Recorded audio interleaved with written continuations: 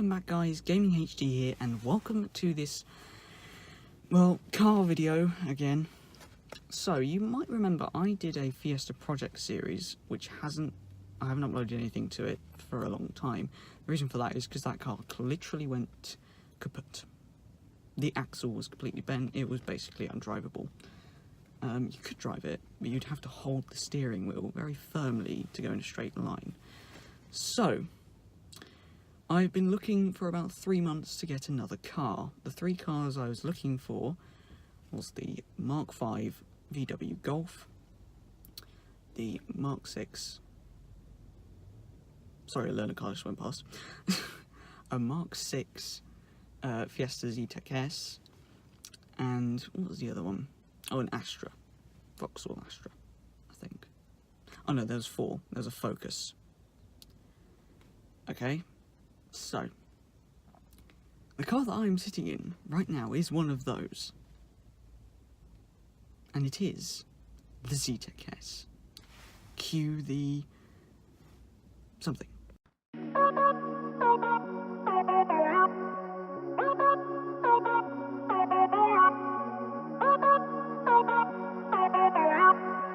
So then guys, that is it. That's my new car. I'm sitting in it right now. At Tesco, so if I stop or anything, it's because the learner car keeps doing laps of the car park and they're looking at me really weird. It's probably because I'm talking to myself in a very sporty car. I love this thing so much. This is basically, I drove it yesterday. Yesterday was the first time I drove it. That was when we picked it up. I didn't drive it back to my house, but once we got it back to my house, insured it, taxed it, then I drove it. Not much though. I drove it for about 15 minutes around the town. Now, I took it on the dual carriageway for the first time, and it's really got some power.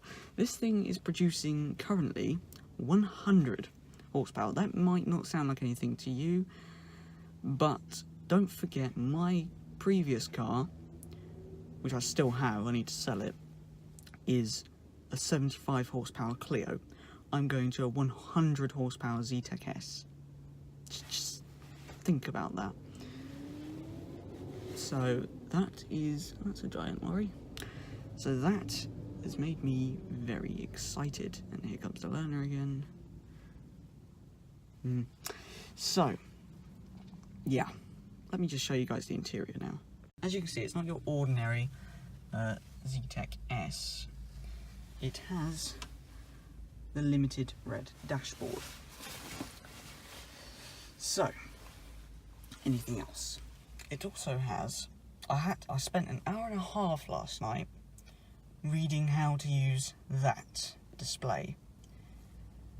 So basically, how you use that, I don't really want to bore you, just turn the ignition on. So, yep, I don't have any petrol. To be fair, I don't have any money because I spent all of it on this car to buy it, so I don't even have £5. That's my money there, that's all I have. So, I've got it on distance to empty. The bottom part is the bit that changes. The top part is for the radio, so if I select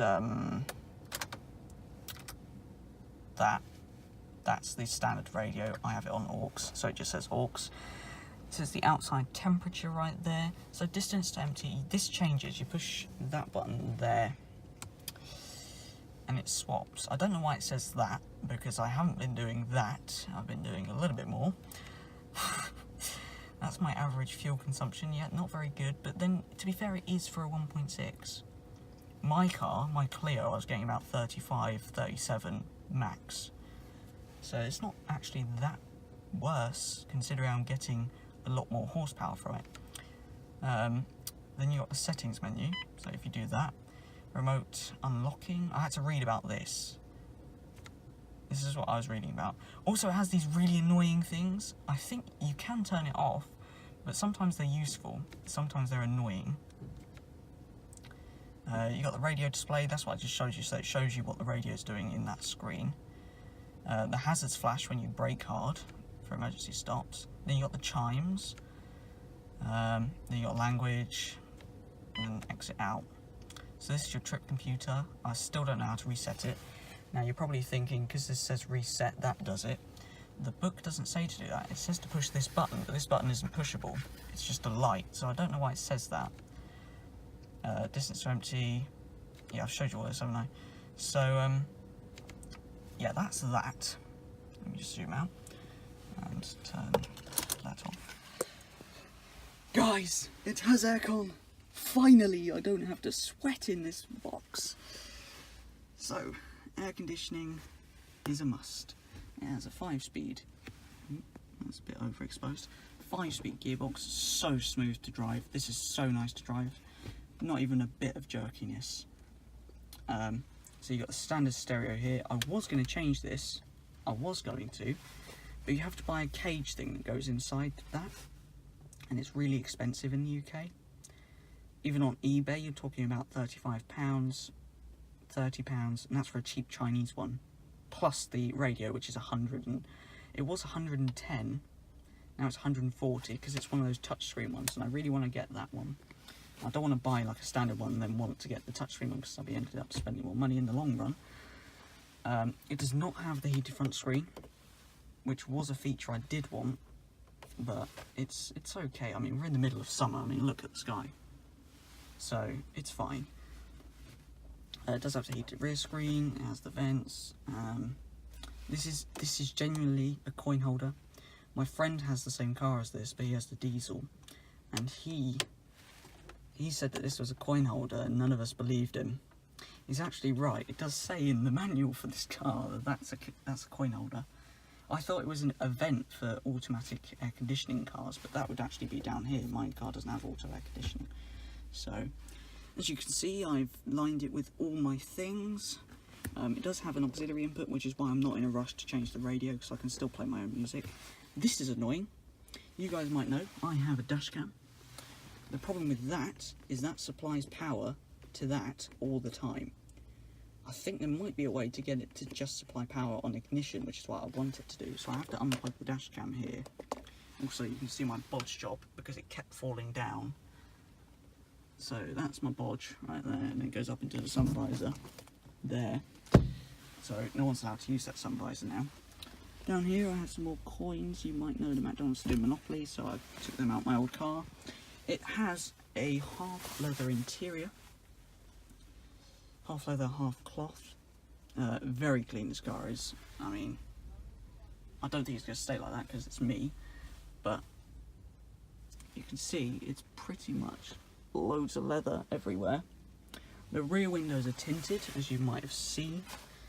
Can't think of anything else to show you. Oh, also the boot button, that's there. I can also do that on the key. Let me just swap the camera around, guys. So yeah, I really like this car. It's so fun to drive. So yeah, it's really good. But it's very easy to go over the speed limit, which I need to get used to, because in about 6 days' time, my insurance company is going to be fitting the black box to this. At the moment it doesn't have one, which is why if I do go over the speed limit, I just correct it totally. So yeah, I absolutely love this car. It's really clean. Oh, and I pretty much got it for nothing. This car is worth about £1,700. It's 1,700 upwards to about £2,000 if it didn't have the it's got a few stone chips at the front. The wheels have been refurbished, as you probably saw in the montage that I did. So yeah, I only got it for £1,000. That's right, 1,000. It's because the guy who I bought it off wanted it gone very quickly because he's going on a trip. This car was up for 1,400. I got it down to 1,000. So pretty good. So I think that's about it, guys. So it is a 1.6 litre petrol. The diesel version only produces 90 horsepower. The petrol is 100. It's done 105,000 miles. I thought it was 103. That's what I told the insurance company, but I didn't realise it was on 105. I just went on the previous MOT certificate, which was in my hand, so I told them that. Hopefully that doesn't matter. This hasn't been modified in any way. The tints are standard, the window tints, they're standard. The wheels are standard. I want to get them sprayed black. So I will be doing quite a bit with this, well not quite a bit, I don't want to mod it extensively because of my insurance company, don't like that.